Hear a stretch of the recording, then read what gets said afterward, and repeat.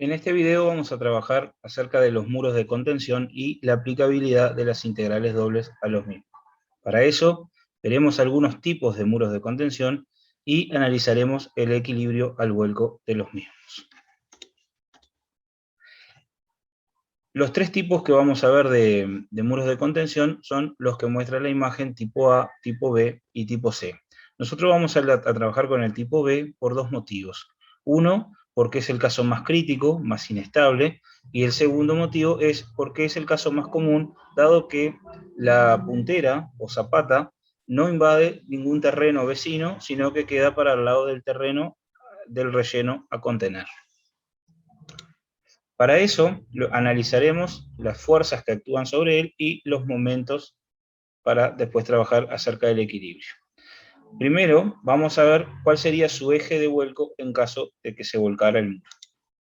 Como muestra la imagen, el eje de giro del muro estaría ubicado en ese punto. Actúan sobre el muro tres fuerzas, básicamente, dos debido al relleno a contener y una al propio peso del muro, que serían la fuerza peso del muro, la fuerza peso del relleno propiamente dicho, y una fuerza horizontal que el relleno le realiza al muro. Si observamos, están en distinto color las fuerzas por un motivo que ahora lo vamos a dar a conocer. Esas fuerzas están a una distancia R del eje de giro del muro. ¿Está bien? Cada fuerza tiene su propia distancia marcada con un vector R. Si realizamos la multiplicación de R por la fuerza, obtenemos el momento motor en el caso de la fuerza roja. Es un momento motor que produciría un giro en caso de que no tuviera ninguna fuerza que lo contrarrestara. El sentido del momento lo hallamos con la regla de la mano derecha, a lo que la multiplicación establece que es R por F. El sentido nos queda como indica la flecha circular. Para que esto no suceda, tenemos dos momentos, lo que llamamos momentos resistentes, que son los causados por estas otras dos fuerzas, la fuerza peso del muro y la fuerza peso del relleno, que tienen sentido contrario, debido también al cálculo de la mano derecha, la regla de la mano derecha para calcular el sentido, y son también la distancia por la fuerza aplicada. Entonces, para que se dé el equilibrio al vuelco, tenemos que calcular la sumatoria de los momentos motores y la sumatoria de los momentos resistentes. Y si se da de que los momentos motores, la sumatoria de los momentos motores es menor a la de los momentos resistentes, entonces el muro estará en equilibrio. En ingeniería se utiliza un factor de seguridad y lo que se le pide es que los momentos resistentes, la sumatoria de ellos, sea 2 veces mayor al momento motor. Bueno, yo voy a hablar sobre la aplicabilidad de las integrales dobles a los muros de contención y en mi caso voy a estudiar la parte que está en L, que es la parte de dicho muro, y a todo esto le dimos posibles valores para que sea más fácil visualizar los cálculos más adelante. Cabe aclarar que el dibujo que se muestra en pantalla no está proporcional o a escala, es simplemente un estimado o un boceto. Bueno, para explicar un poquito sobre la aplicabilidad de las integrales dobles a los muros de contención, tenemos que conocer el concepto de centro de masa, lo cual es una posición definida o determinada en relación a un objeto o un sistema de objetos. Mejor dicho, es el promedio de la posición de todas las partes del sistema y esto es imparcial de acuerdo a sus masas. El centro de masa para figuras conocidas coincide con el centro de la figura, por lo tanto lo que vamos a hacer es empezar por calcular la masa y su coordenada en x. Lo que hicimos fue plantear las integrales dobles con los extremos correspondientes observados en la imagen. Estos extremos tienen valores previamente estipulados, como ya mencioné, y como segundo paso sacamos la constante para afuera de la integral por una propiedad de dichas integrales. Dicha constante es el delta x, y, la que sacamos previamente para afuera, luego integramos y evaluamos cada parte, obteniendo así los resultados que se muestran al finalizar cada integral que se muestra en pantalla. Por otra parte, tenemos el momento de resistencia, como se aprecia en la imagen, el cual se calcula con el peso del muro, que es la masa del mismo multiplicado por la gravedad. A ese resultado lo multiplicamos por el x1, que es la distancia entre el eje del muro y el centro de masa del mismo. Continuamos con la aplicabilidad de las integrales dobles, en este caso para el relleno del muro de contención. Para empezar a analizar el relleno del muro de contención, primero tenemos que calcular el centro de masa de ese relleno. En este caso, recordar que el centro de masa coincide con el centroide en caso de las figuras regulares, como es esta figura en color gris que se está viendo en pantalla. Para calcular el centro de masa, primero que nada nosotros tenemos que calcular la masa del relleno. Hay objetos en los cuales están constituidos por un material homogéneo, entonces en ese caso la densidad de masa es constante. Como este no es el caso, tenemos que calcular esa masa y lo vamos a hacer a partir de la integral doble de la región que vamos a trabajar, que va a ser la parte del cuadrado de color, del rectángulo de color gris. Luego de que calculemos la masa, podemos calcular la coordenada X del centro de masa, que justamente depende de esa masa calculada anteriormente. Bueno, pasamos al cálculo de la masa total. Entonces, planteamos la integral doble, los extremos los obtenemos a partir de la figura en color gris, y acá es indiferente si integramos con respecto a DI o con respecto a DX. Claramente, si nosotros cambiamos y ponemos DX y luego DI, nos va a cambiar también el orden, digamos así, de las dos integrales. Pero sin importar la forma en que lo hagamos, tiene que dar el mismo resultado. Hacemos algunas operaciones y lo que obtenemos es el valor de la masa, que es 15 sobre 4. Luego de tener el cálculo de la masa, pasamos a calcular la coordenada X del centro de masa. Entonces, esta coordenada X del centro de masa depende, por supuesto, de la masa calculada. Planteamos la integral doble, en donde delta xi es una constante y por lo tanto puede salir para afuera la integral, por medio de las propiedades de las integrales, y podemos realizar estas integrales como las que veníamos haciendo. Integramos con respecto a dx primero, evaluamos, y luego integramos con respecto a dy y lo evaluamos, llegando al valor de 5/4, que este es el valor del centro de masa. Este valor del centro de masa corresponde a la distancia x2. ¿Por qué corresponde a la distancia x2?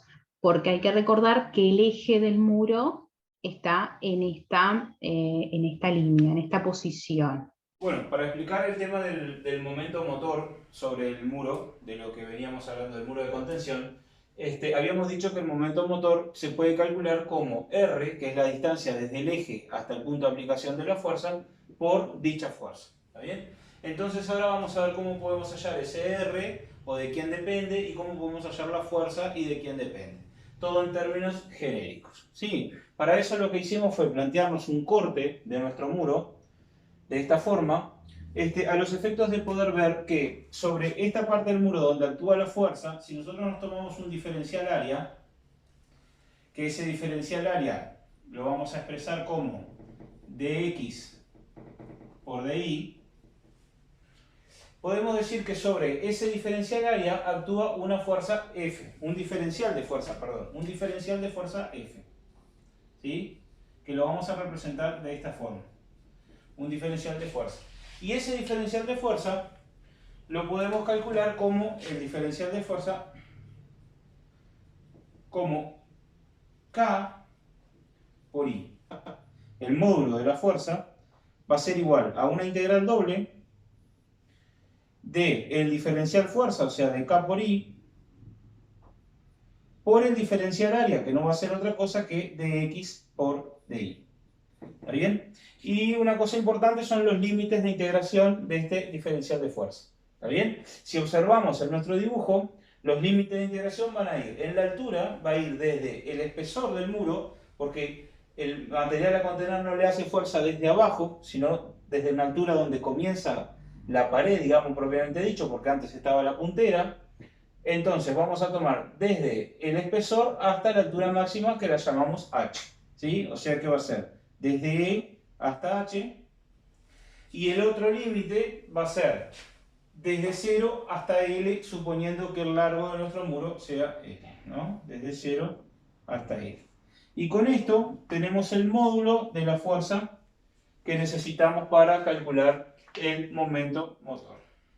Ahora tendríamos que ver cómo hallar R, ¿está bien? Que es la distancia desde nuestro eje hacia el punto de aplicación. Recordemos que el eje estaba acá y la fuerza va a estar aplicada hacia acá en algún punto, y nosotros tenemos que calcular este R. ¿Sí? Bueno, ese R nosotros vamos a realizar otro corte en el muro.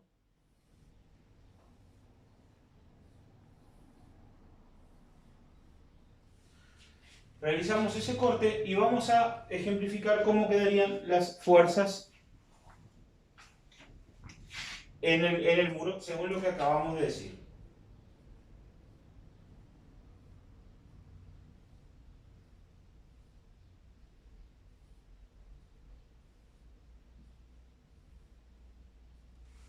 De esta forma es la distribución de fuerzas, y si observamos es una distribución triangular.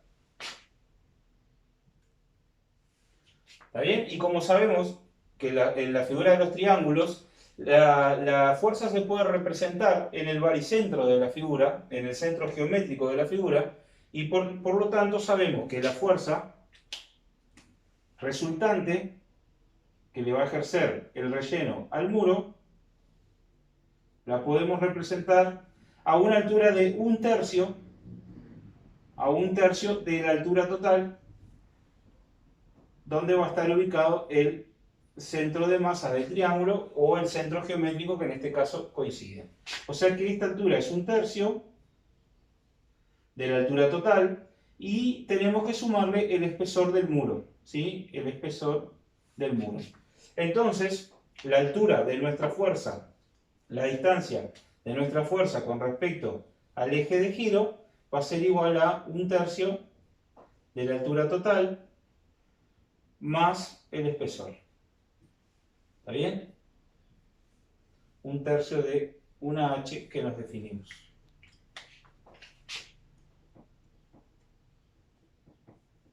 Necesito mover de nuevo.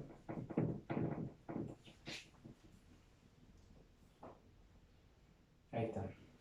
O sea que nuestra altura va a estar dada por 1/3. ¿1/3 de quién? 1/3 de la altura total, que era h, quitándole el espesor. O sea, 1/3 de h menos el espesor. Y a esto le tenemos que sumar el espesor propiamente dicho. ¿Está bien? Entonces, este va a ser el valor de nuestro R. Teniendo F y teniendo R, podemos calcular el momento motor sobre nuestro muro y con respecto a este eje. Bien, para explicar este teorema, primero debo explicar que sea D un dominio descomponible en simples y arco conexo.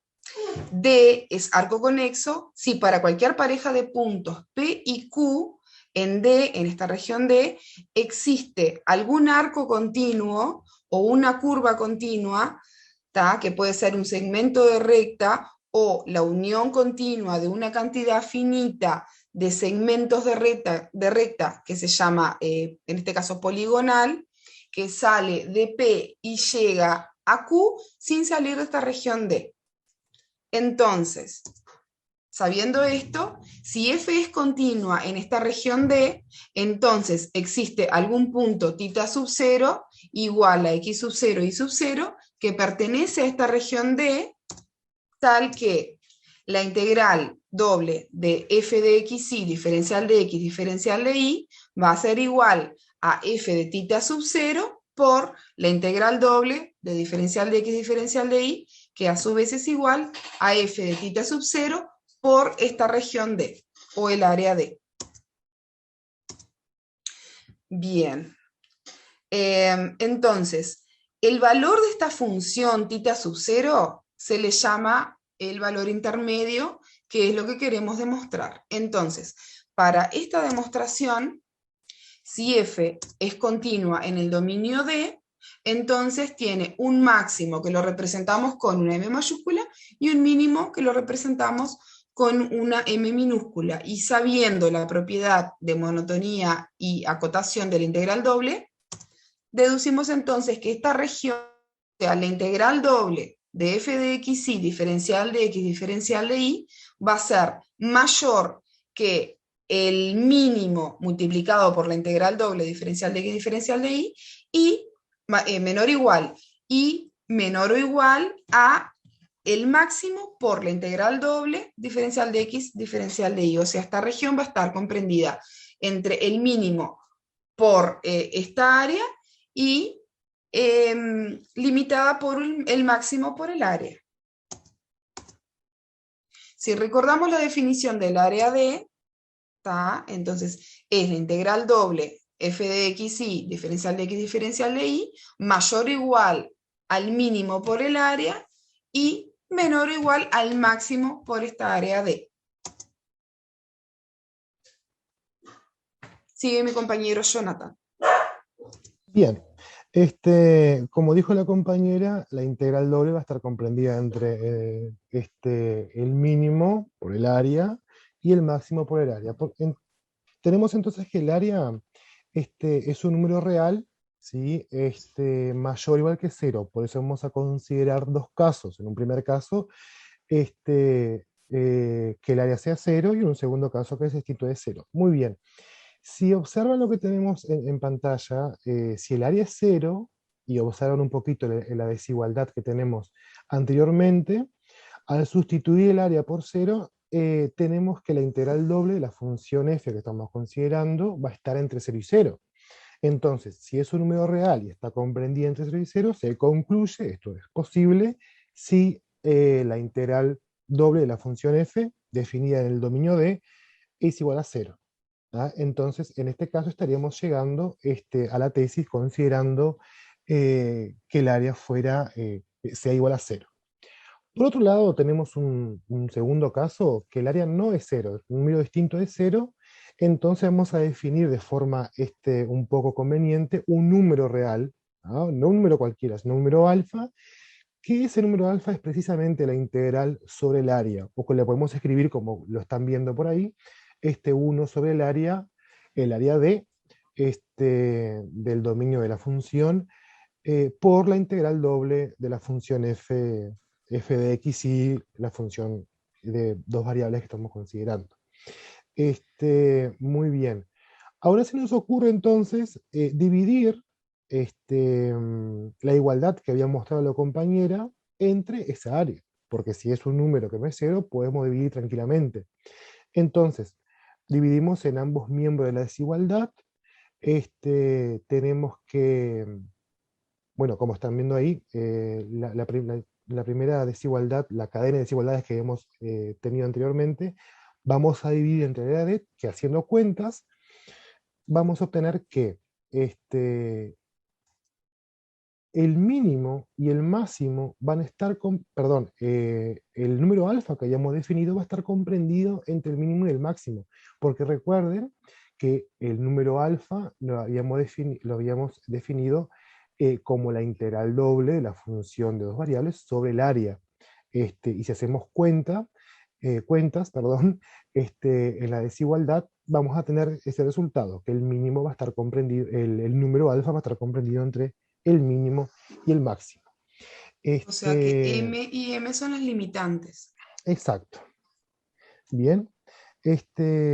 Pero ¿quién es ese mínimo? El mínimo es alcanzado por un punto que le llamamos θ sub 1, tal que ese mínimo es la imagen del punto θ sub 1 en la función f, y de forma análoga el máximo va a ser la imagen de otro punto que le llamamos θ sub 2 en la función f. Entonces, a ver, Vanessa, seguimos con la presentación. Como dijo la compañera, el dominio de la función que estamos considerando, el dominio D, es un arco conexo, ¿ah? Entonces, y continuo, ¿ah? Entonces podemos llegar a decir, afirmar tranquilamente que existe una curva que está contenida en esa región D, y no cualquier curva, de donde vamos a considerar que los valores de f que varían continuamente sobre la curva van a estar pasando entre ese mínimo y ese máximo, el mínimo m y el máximo m que habíamos definido, por ser continua. ¿Ah? Y ahora que estamos hablando de una función continua, vamos a recordar un poquito matemática 1, tenemos el teorema de Bolzano y particularmente el teorema de Darboux. ¿Ah? Que el de Darboux nos interesa a nosotros porque es justamente valores medios. ¿Ah? Que precisamente los valores de f a lo largo de la curva alcanzan cualquier valor intermedio alfa comprendido justamente entre el mínimo y el máximo. O sea, precisamente, es decir que ya estamos casi llegando al teorema, a la demostración del teorema, es que existe un punto, θ sub 0, un punto cualquiera, en esa curva D, tal que la imagen de θ es igual al número alfa. ¿Ah? Entonces, por lo tanto, la imagen de θ es igual a la integral doble en el dominio D por el área. ¿No? Y justamente lo queríamos llegar, que f de θ sub 0 por el área es igual a la integral doble de la función f.